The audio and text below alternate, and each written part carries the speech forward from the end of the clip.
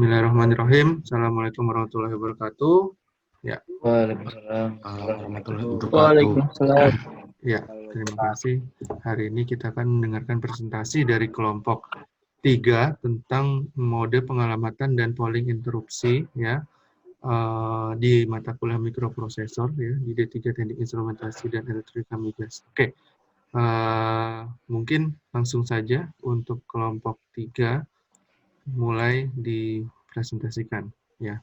Oke, silakan.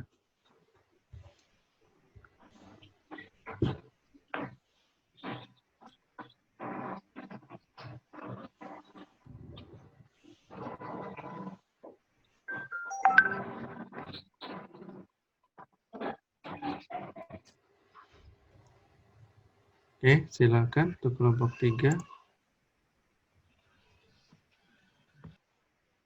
Assalamualaikum warahmatullahi wabarakatuh. Waalaikumsalam warahmatullahi wabarakatuh. Pertama, mari kita panjatkan puja-puji dan syukur kepada Tuhan Yang Maha Esa atas berkah dan limpah karunia-Nya. Di masa yang pandemi ini kita masih diberi kesempatan, nikmat dan rahmat bisa melaksanakan atau melakukan kegiatan kuliah walaupun secara daring. Langsung saja. Kami kelompok 3 akan mempresentasikan mata kuliah mikroprosesor yaitu pada materi mode pengalamatan dan polling interupsi. Langsung saja.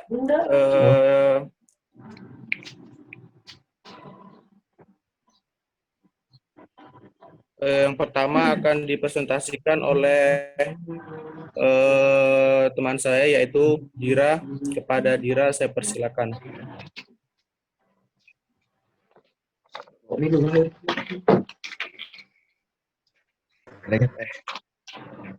Bayu dulu, Gus. Bayu dulu.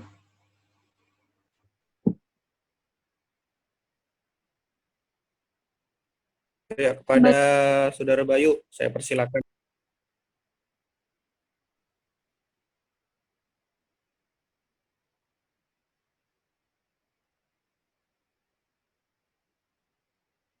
Bay, mic-mu masih mati, Bay. Bayu. Ya, Baik. Assalamualaikum warahmatullahi wabarakatuh. Di sini saya akan menjelaskan tentang definisi alamat mode pengalamatan. Cara memilih suatu lokasi pada memori internal di mana pada memori tersebut akan diambil operan yang digunakan pada instruksi.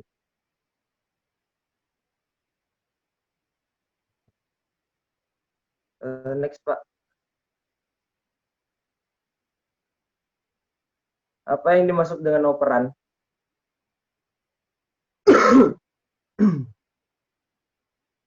Operan adalah nilai asal yang digunakan dalam proses operasi. Sedangkan contohnya operasi 5 plus 2, angka 5 dan 2 adalah operan. Sedangkan tambah atau karakter adalah operator. Apa yang dimaksud dengan operator? Operator adalah instruksi yang diberikan untuk mendapatkan hasil dari proses tersebut. Baik. Operator sendiri, ya. Aku yang jelaskan. Oh ya. Okay. Operator adalah instruksi yang diberikan untuk mendapatkan hasil dari proses tersebut. Baik. Ya. Itu bagian aku yang jelaskan, Mah. Oh, Kamu oke. Oke. Di sini saya akan melanjutkan Saudara Bayu. Di sini operator ialah instruksi yang diberikan untuk mendapatkan hasil dari proses tersebut. Yang saya ketahui penjelasan tentang operator di sini ada 3, yaitu yang pertama tadi yang saya sebutkan, yang kedua ialah karakter khusus yang berupa simbol atau tanda yang digunakan untuk mengoperasikan atau memproses 2 operan atau lebih untuk mendapatkan hasil. Yang ketiga, yaitu operator adalah suatu tanda yang digunakan untuk menghubungkan satu variabel atau konstanta dengan variabel atau konstanta lain dengan tujuan melakukan berbagai manipulasi dan pengolahan data. Di mana yang tadi dijelaskan sama Saudara Bayu, contoh dari operan dan operator. Next. Contoh yang tadi dijelaskan Bayu adalah contoh operasi, di mana 5 plus 2, 5 dan 2 merupakan operan, dan karakter plus ialah operator.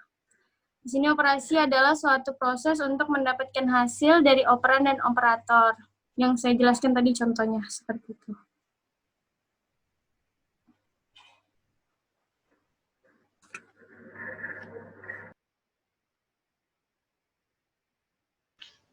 Selanjutnya Lanjut. kita ke tipe data mode pengamatan. Di sini ada tipe data ball. Dia size-nya 16 bit. Element 2 bit. 2 bits. Yang kedua, byte using or scene. Size-nya 8 bit. Elementnya 1 bit. Selanjutnya, word win or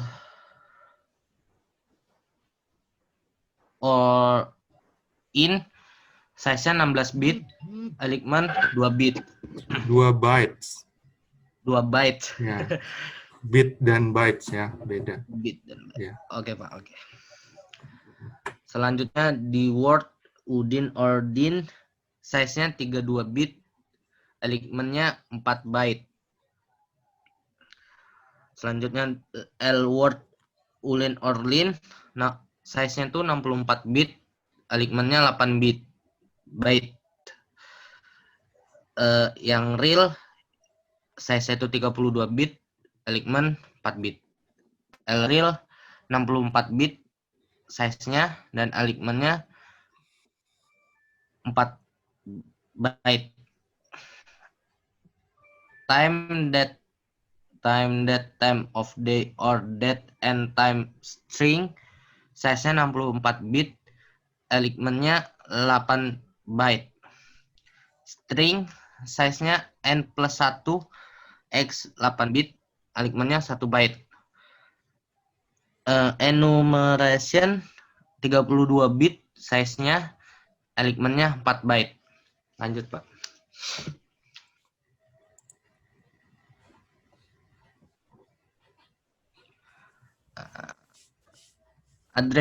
Addressing modes. Addressing modes adalah cara atau mode di mana letak alamat operan atau data dari suatu instruksi ditentukan. Nah, di dalam addressing mode itu terdapat immediate, memory reference, register reference, displacement address, dan stack address.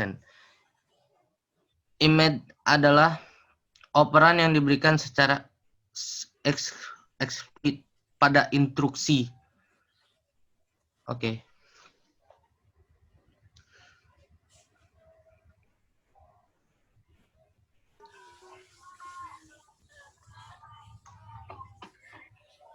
Immediate addressing atau pengamatan segera.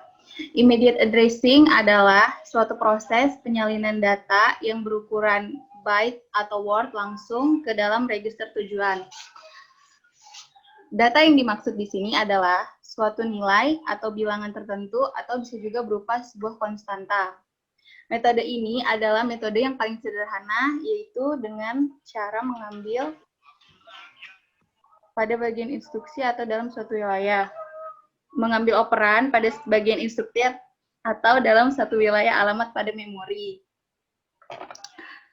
Kelebihan metode ini adalah tidak adanya referensi selain dari instruksi yang diperlukan untuk memperoleh operan dan menghemat siklus instruksi sehingga proses keseluruhan akan lebih cepat.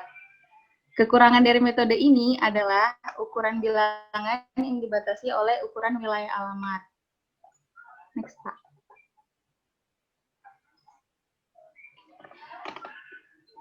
Direct addressing atau pengalamatan langsung.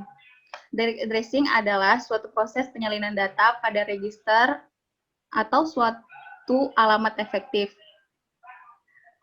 Metode ini dilakukan dengan cara mengambil operan pada RAM internal.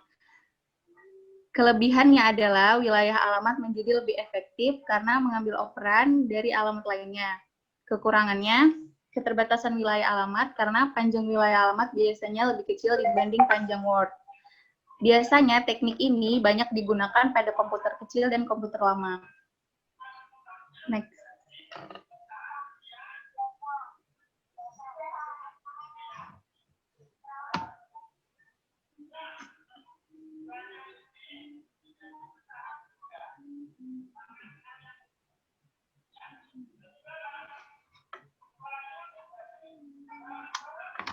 Ya, lanjut.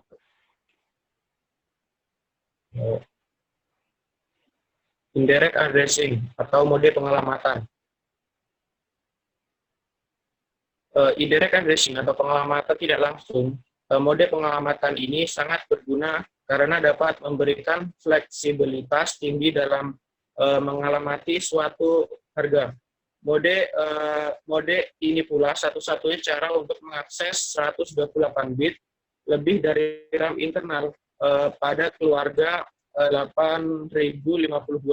Contoh pada gambar di atas, dalam instruksi tersebut, di mana addressing A atau instruction ini akan mengambil harga yang berbeda-beda pada alamat memori yang ditunjukkan oleh point to operand, dan kemudian mengisikannya ke operan atau nilai asal atau akumulator. Kelebihan pada indirect addressing ini, ruang bagi wilayah alamat menjadi besar, sehingga semakin banyak alamat yang dapat direferensikan. Kekurangannya, diperlukan referensi memori ganda dalam satu wilayah, sehingga memperlambat proses operasi. Kemudian selanjutnya, register addressing atau mendaftar pengalamatan. Jadi pengalamatan register ini mirip dengan mode pengalamatan langsung. Perbedaannya terletak pada field alamat yang mengacu pada register, bukan pada memori utama. Field yang mereferensi 8 atau 4 bit sehingga dapat mereferensi 8 atau 16 register general purpose. Kemudian, adapun kelebihan dari register addressing ini hanya diperlukan alamat yang berukuran kecil dalam sistem instruksi sehingga tidak diperlukan referensi memori dan akses ke register lebih cepat daripada akses memori. Adapun kekurangannya, ruang alamat menjadi terbatas.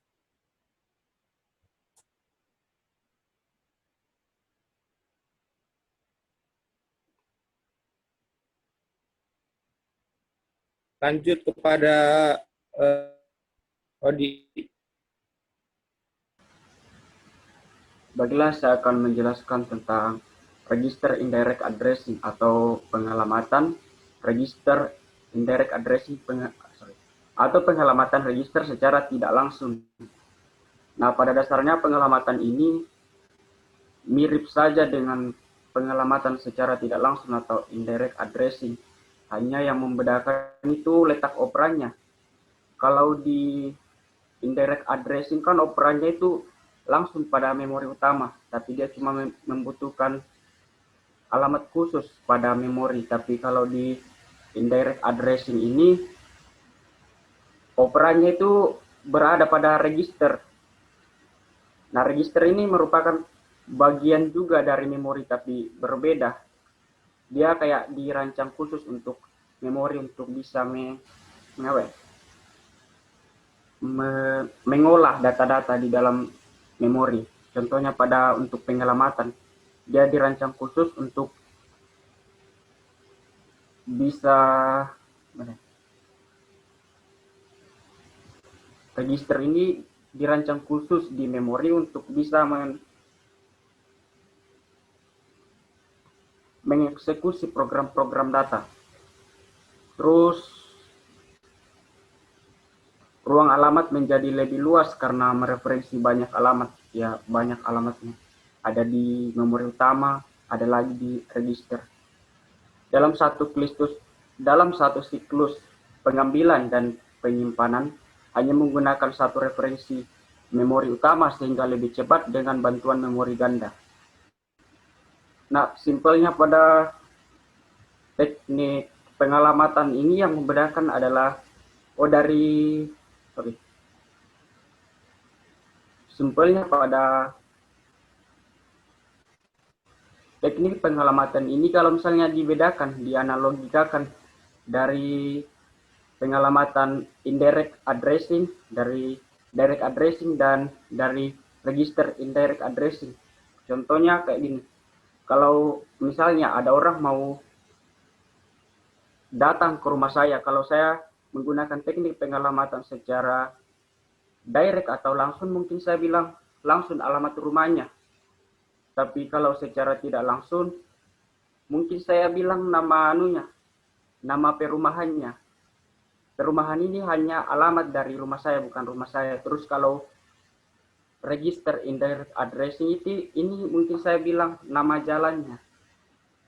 Kita logikakan memori adalah rumah, terus registernya adalah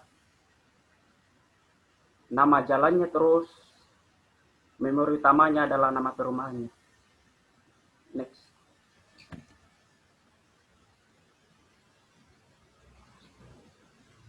Terus berikutnya teknik pengalamatan secara displacement addressing. Metode pengalamatan ini menggabungkan kemampuan direct addressing dengan pengalamatan register indirect addressing. Jadi dia itu mensyaratkan dua buah file untuk melakukan instruksinya. Terus sifat dari pengalamatan ini adalah eksplisit dan implisit. Eksplisit pada saat dia secara langsung dan implisit pada saat tidak langsung, yaitu melalui register. Ada 3 model displacement addressing, yaitu relative addressing, base register addressing, dan indexing. Mungkin saya akan baca penjelasannya. Dari relative addressing, yaitu register yang direferensikan secara implikan adalah program counter PC. Alamat efektif didapatkan dari alamat instruksi, saat itu ditambahkan ke field alamat. Memanfaatkan konsep lokalitas memori untuk menyediakan operan-operan berikutnya. Terus yang tipe base register itu, base register addressing, register yang direferensikan berisi sebuah alamat memori dan field alamat berisi perpindahan dari alamat itu. Terus yang indexing, indexing adalah field alamat mereferensi alamat memori utama dan register yang direferensikan berisi perpindahan positif dari alamat tersebut. Ya, sekian.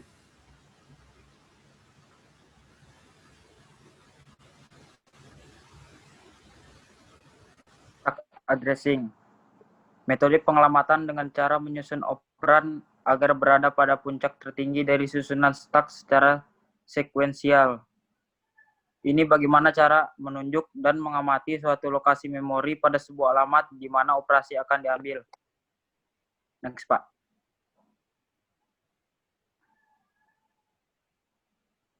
Terjadinya polling dan interupsi.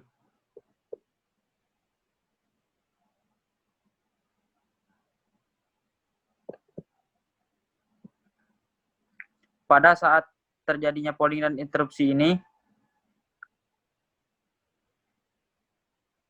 mempunyai beberapa parameter atau variabel yang diukur menggunakan sensor dan transducer. Sinyal analog dari transducer kemudian dikonversi ke bentuk digital menggunakan ADC atau analog to digital converter sehingga dapat dibaca oleh komputer. Proses konversi menggunakan ADC biasanya membutuhkan waktu yang cukup signifikan dibandingkan dengan kecepatan mikroprosesor dalam menjalankan suatu instruksi. Dalam masa konversi belum tersedia data hasil konversi. Oleh karena itu, mikroprosesor harus menunggu sampai konversi selesai. Selesai, Pak. Next.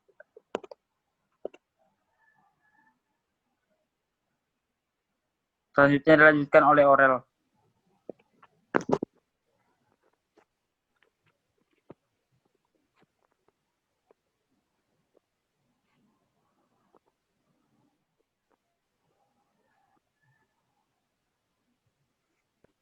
Adil, nggak ada suara Adil.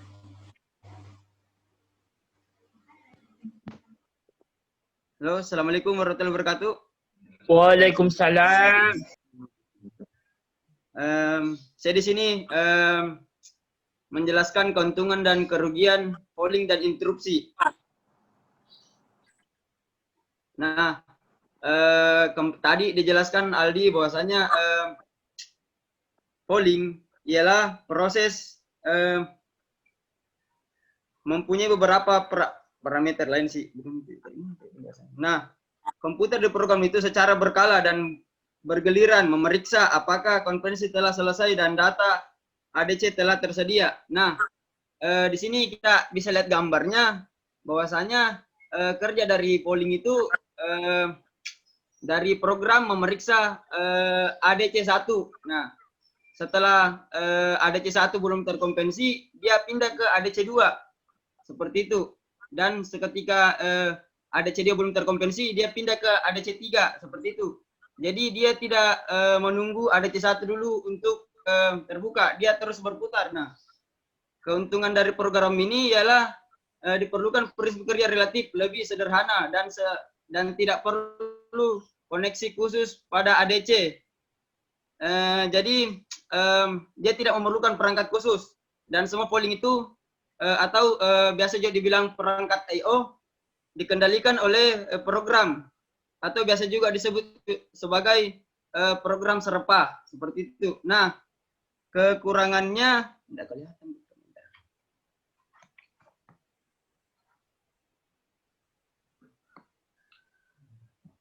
Kekurangannya, jika waktu konvensinya lambat, maka seringkali CPU mendapat data belum tersedia saat memeriksa ADC atau analog to digital converter. Dan itu adalah pekerjaan yang sia-sia. Kenapa? Karena maka seringkali. Karena pada saat melakukan polling, data itu akan berputar terus-menerus. Dalam artian tidak menyelesaikan dalam satu tahap tertentu. Tidak, dia akan melakukan kegiatan terus-menerus sampai konversi itu berhasil. Nah, perlu kita ketahui bahwasanya konversi itu mengadaptasi data pada sebuah program agar dapat dioperasikan. Seperti itu. Next, Pak.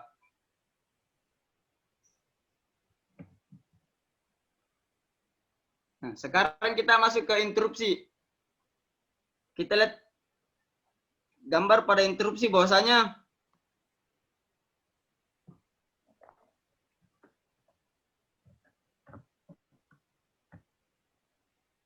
mereka ini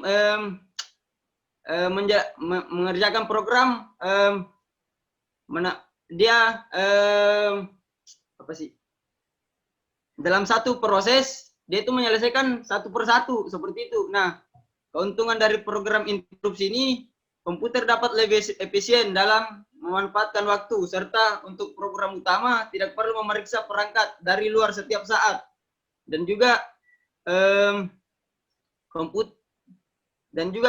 kekurangannya ialah diperlukan koneksi secara khusus dengan perangkat yang dipakai serta pemrograman yang lebih kompleks untuk menangani interupsi tersebut, karena dalam program interupsi ini dia memakai kode atau semacam paspor, yaitu NTR dan NMI. Itu saya, sekian, terima kasih.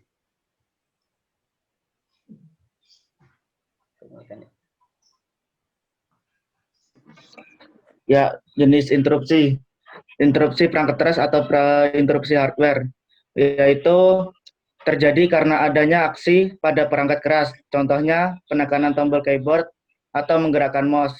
Interupsi perangkat keras ini dibagi menjadi dua, yaitu maskable interrupt, terjadi karena aksi luar, dan non-maskable interrupt, terjadi karena memori atau kesalahan PERTY pada program.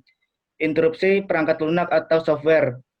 Interupsi jenis ini juga disebut system call. Contoh dari interupsi software ini, suatu program ingin mencetakkan hasil dengan printer. Interupsi kondisional. Interupsi ini terjadi karena suatu kondisi yang ditimbulkan karena suatu eksekusi. Contoh, ketika prosesor diminta membagi suatu bilangan dengan 0, maka akan muncul interupsi. Next.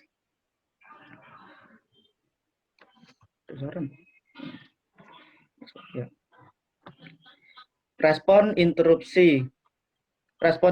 Prinsip kerja interupsi cukup rumit karena ketika ada interupsi, mikroprosesor harus mencatat dulu alamat dari instruksi yang sedang dikerjakan pada saat itu, sehingga dia bisa kembali ke tempat sebelumnya. Jika ada dan flag interupsi pada mikroprosesor mempunyai nilai 1 atau set, artinya mikroprosesor mengizinkan adanya interupsi. Maka dia akan mengerjakan hal-hal berikut. Yang pertama, menyimpan register flag ke dalam stack. Yang kedua, mereset flag interupsi atau if untuk mencegah interupsi berikutnya.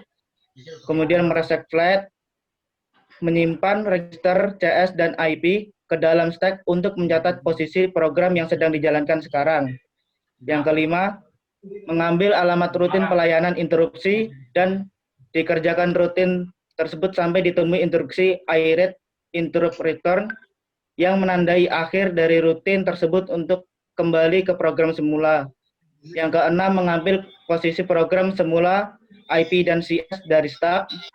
Yang ketujuh, mengambil kembali nilai flag semula. Dan yang kedelapan, menjalankan instruksi berikutnya dari posisi sebagaimana sebelum adanya interupsi. Sekian dan terima kasih.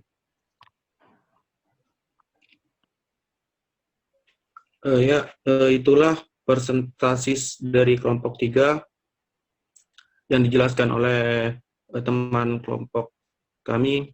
Adapun kekurangan ataupun salah kata mohon dimaafkan, dan apabila ada yang dipertanyakan dipersilakan. Mungkin itu saja dari kelompok kami, kurang dan lebih mohon maaf. Wabillahi taufiq wal hidayah. Wassalamualaikum warahmatullahi wabarakatuh. Waalaikumsalam warahmatullahi wabarakatuh. Waalaikumsalam warahmatullahi wabarakatuh. Ya, terima kasih kelompok 3 ya atas presentasinya. Oke, silakan ada yang mau bertanya dari kelompok lain dulu terkait ini addressing dan addressing dan condition ya, kondisian lah ya, pengkondisian satu bahasa pemrograman. Oke, ada yang menanyakan? Atau mungkin dari kelompok 3 ada yang mau bertanya, silakan terkait materi ini. Jadi intinya di mana materi ini Pak kenanya ya, di mikroprosesor, nanti di entah di hardware entah di softwarenya. Tapi kita ini belajar yang paling bawah gitu. Jadi makanya ada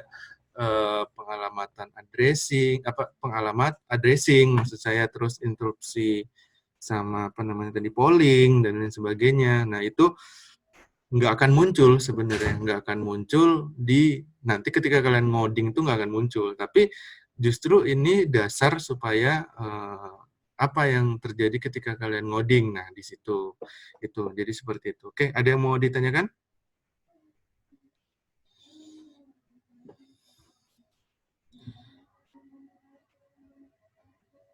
Dipersilahkan.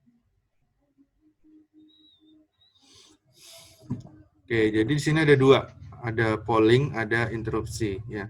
Polling itu jadi gini gampangnya. Polling itu dia mana sih? Nah, jadi program itu kerja ya, program itu kerja, program utama kerja. Habis itu setiap pos, ini pos 1, pos 2, pos 3 sampai N gitu ya. Dia ngecek ada data enggak, ditanya. Oh, enggak ada, lewat. Kalau ada ya diambil, kalau enggak ada lewat, diambil ya. Ada data enggak? Oh, nggak ada. Nah, ada data nggak? Oh, nggak. Oh, ada. Ya udah ambil gitu. Atau nggak eksekusi, atau nggak ada, ya ada eksekusi lah intinya. Terus looping terus. Jadi dia istilahnya adalah sekuensial ya. Nah, ketika misalnya dia ngecek, tapi kerugiannya, untungnya adalah kerjanya relatif, jadi teratur ya. Tapi kerugiannya adalah ketika dia ngecek di data 2 sini, ada data nggak? Oh, tidak ada. Tapi ketika dia mau menuju ke data 3, ternyata data 2 sudah, oh iya ada data. Nah, dia harus keliling dulu. Ya, dia harus keliling dulu, baru dia bisa mengambil data 2. Nah, sedangkan untuk yang interupsi ya, interupsi ini program utama dikerjakan ya, program utama bekerja ya, pokoknya sesuai dengan sesuai dengan prosedur, sesuai dengan apa yang sudah diprogramkan, intinya gitulah. Kerja, habis itu ada interupsi ya, sama seperti ketika rapat interupsi ya kan, berarti ada data lain yang masuk, atau misalnya ada yang di luar dari yang berjalan. Nah, jadi kita nggak perlu ngecekin satu pos. Ya, jadi kita tetap ngerjain fokusnya apa, habis itu nanti ketika interupsi, oh ya apa gitu. Oh ini ADC2 datanya sudah bisa diambil. Oh ya, baru dia men-stop program utama, dia ngambil data yang tadi diinterupsi itu. Contoh ya, misalnya kalau dalam komputer langsung apa namanya yang lapisan terakhirnya ya, lapisan terakhirnya seperti ini ya, ketika nggak usah di komputer deh, di HP, misalnya di HP. Ya kita kan HP nyala gitu, HP nyala. Tapi ketika kita main game gitu, kita program utamanya adalah main game. Habis itu ada telepon. Nah, telepon itu adalah interupsi. Nah, jadi sistemnya adalah interupsi, atau misalnya ada chat, muncul kan, ada kolom chat dan sebagainya. Nah, seperti itu. Itu salah satu contoh layar terakhir atau lapisan akhir lah. Nah, yang interupsi tadi, ini prosesnya yang tadi dijelaskan ya. Jadi nggak semudah itu, sebenarnya rumit gitu. Jadi ketika program utama sedang berjalan, ini ya di sini. Ini ya, ketika program utama sedang berjalan ya. Nah, maka ada interupsi ya di sini. Saya kasih tanda biru sini. Nah, ada interupsi di sini. Nah, sehingga dipotong program utama langsung membelok ke sini. Push flag, clear if yang tadi jelaskan, nanti ditandain dulu dia stopnya di mana supaya ketika dia sudah selesai dia bisa balik lagi. Nah, habis masuk ke sini, dia masuk ke sini, dijalankan interupsi, rutin pengenalan interupsinya, push register dan sebagainya, baru dia sudah kembali, oke, baru dia melanjutkan program utama. Nah, seperti ini. Ini adalah proses, ini yang kuningnya, ini adalah proses ketika terjadi interupsi. Ya, jadi proses itu cepat banget ya, jadi nggak apa namanya nggak ujuk-ujuk lama ini ketika interupsi, enggak ya. Jadi seperti notifikasi ya, interupsi seperti notifikasi. Nah, sekarang tergantung kita ngerespon atau enggak. Nah, itu ada tahapannya lagi tuh, interupsi tahap selanjutnya ya. Jadi ini yang dasarnya ya, jadi seperti itu. Oke, ada yang mau ditanyakan? Saya Pak. Ya, silakan. Wahyu Distira ya, silakan. Tadi kan dijelaskan bahwa kalau interupsi itu contohnya notifikasi. Kalau polling itu Pak, contohnya di HP itu seperti apa Pak? Polling. Kalau polling ya, polling ini sifatnya adalah sekuensial. Kebanyakan sekarang untuk program-program pemrograman komputer atau bahasa pemrograman itu kebanyakan sudah memakai yang interupsi. Ya, makanya di sini untuk yang polling sendiri sudah jarang digunakan. Ya, sudah jarang digunakan. Intinya dia sifatnya sekuensial. Saya belum kepikiran sih untuk contoh untuk polling ya, tapi intinya kalau dilihat di sini kerugiannya keuntungannya dari polling itu dia tidak perlu koneksi khusus. Nah, sedangkan memang ketika kita lihat yang di interupsi sebenarnya sih tidak rugi yang di sini kalau saya bilang, karena pemrogramannya lebih kompleks ya. Karena sudah teknologi sudah maju sehingga pasti secara otomatis pemrograman, koneksi, komunikasi dan yang lainnya pasti akan lebih kompleks dari yang sebelumnya. Nah, mungkin seperti ini polling itu bukan di HP ya, kayaknya mungkin masih terlalu canggih untuk HP itu. HP yang hitam putih pun masih interupsi kalau saya bilang. Ya mungkin kayak main ini Jimbot. Ya, Jimbot itu kan ya game kan saya bilang Jimbot sih yang Tetris dan sebagainya yang pakai baterai mainnya itu yang cuman pencet-pencet itu. Itu kan polling. Kenapa saya bilang polling? Karena tidak akan ada panggilan masuk, tidak akan ada notifikasi, kalian hanya fokus di situ, kalian cuman ada opsi. Misal ya. Tapi biasanya sih dulu Jimbot Pro-nya cuma satu, kalau enggak yang pesawat ya yang Tetris itu. Nah, misal kalau satu Tetris ya udah kita cuma bisa mainin itu aja, udah. Tapi tidak ada data yang masuk atau misalnya tidak ada data yang keluar. Nah, seperti itu. Mungkin kalau HP walaupun yang hitam putih kan tetap aja ada panggilan masuk karena ada sistem komunikasi di situ yang dalam tanda kutip itu sudah termasuk kompleks gitu kan, karena ada data keluar. Itu mungkin seperti itu penjelasannya untuk contoh polling ya, Wahyu Yudhistira. Kalau untuk sekarang mungkin saya nggak tahu, tapi kalau yakinnya sih masih dipakai, cuman mungkin dalam satu proses tertentu aja. Tapi yang lebih banyak sekarang mungkin yang banyak paling sering dipakai adalah yang interupsi. Itu yang bisa saya jelaskan ya, Wahyu Yudhistira. Iya Pak, terima kasih. Ya, sama-sama. Oke, silahkan selanjutnya.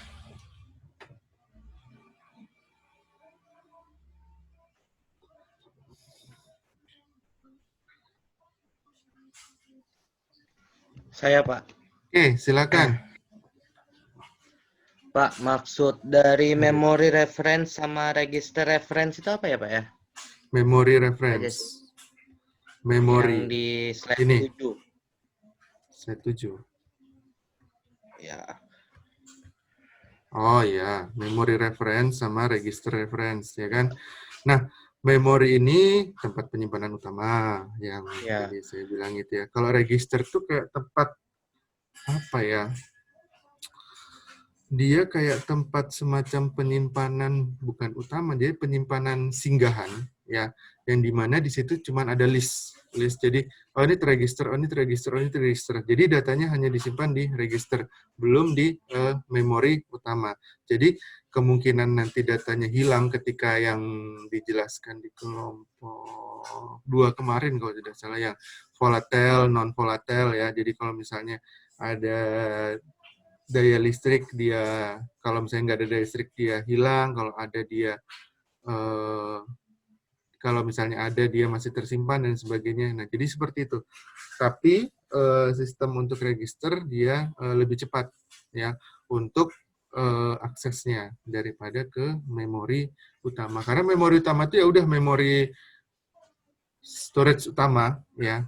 Bukan storage sampingan, bukan storage singgahan. Nah, kalau misalnya register itu masih bisa menuju sama seperti yang ini tadi, register indirect addressing. Jadi instruksi register baru menuju ke memori. Seperti ini ya pada gambar ini. Jadi operannya tuh dioper ke register dulu. Jadi kayak kalau istilah mungkin di komputer tuh klik kanan shortcut aplikasi ya ke desktop ya. Tapi isinya kan ada di program C, local disk C. Ya, jadi seperti itu. Itu register ya. Oke, Pak. Makasih, Pak. Ya, sama-sama. Oke. Ada yang mau bertanya lagi? Silakan.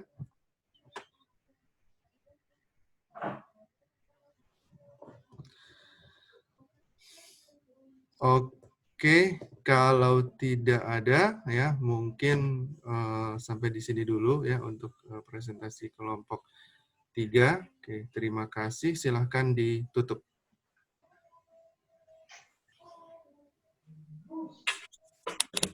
Ya, itulah presentasi ataupun hasil tanya jawab dari kelompok kami yang dijawab oleh Pak Riza pada materi mode pengalamatan, polling pengalamatan dan polling interupsi. Mungkin itu saja. Sekian dari kelompok kami. Ataupun ada salah kata mohon dimaafkan. Wabillahi taufiq wal hidayah. Assalamualaikum warahmatullahi wabarakatuh. Waalaikumsalam warahmatullahi warahmatullahi wabarakatuh.